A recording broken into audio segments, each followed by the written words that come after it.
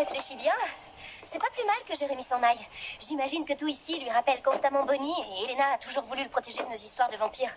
Alors oui, c'est vrai, il va étudier les beaux-arts, domaine dans lequel les chances d'avoir un boulot bien payé sont les plus basses de tout le pays, mais je suis vraiment très contente pour lui.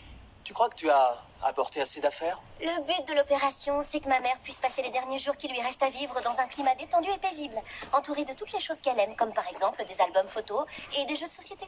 Anthologie de l'œuvre de William Shakespeare, édition en 12 volumes, rien que Et ça. entourée de tous les livres qu'elle n'a jamais eu le temps de lire. Ah, tu veux bien attraper mon téléphone? Oh. Dans ma poche. Oui, bien sûr. S'il te plaît. J'y vais. Attention. Pardon. Ça va, c'est rien. Je l'ai.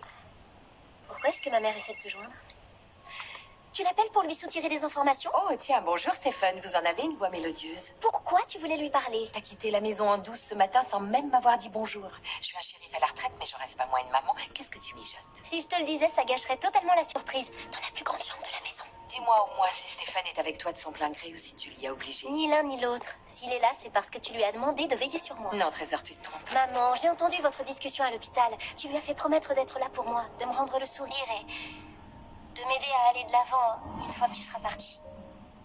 Je suis persuadée que ce n'est pas seulement pour ça qu'il est avec toi. Maman, arrête, s'il te plaît. J'avais besoin d'une autre paire de bras, de toute façon.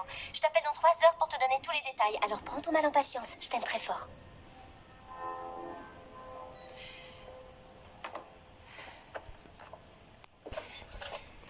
Regarde ce que j'ai retrouvé dans le...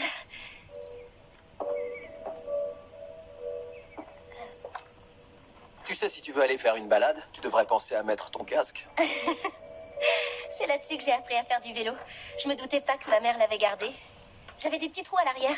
Elles avaient des lumières qui s'allumaient à chaque fois que je donnais un coup de pédale. Mais un jour, ma mère me les a enlevées en me disant que j'étais une grande fille maintenant. Je te laisse imaginer la crise de colère de princesse pourri gâtée que ça a pu déclencher. Un superbe vélo avec des lumières.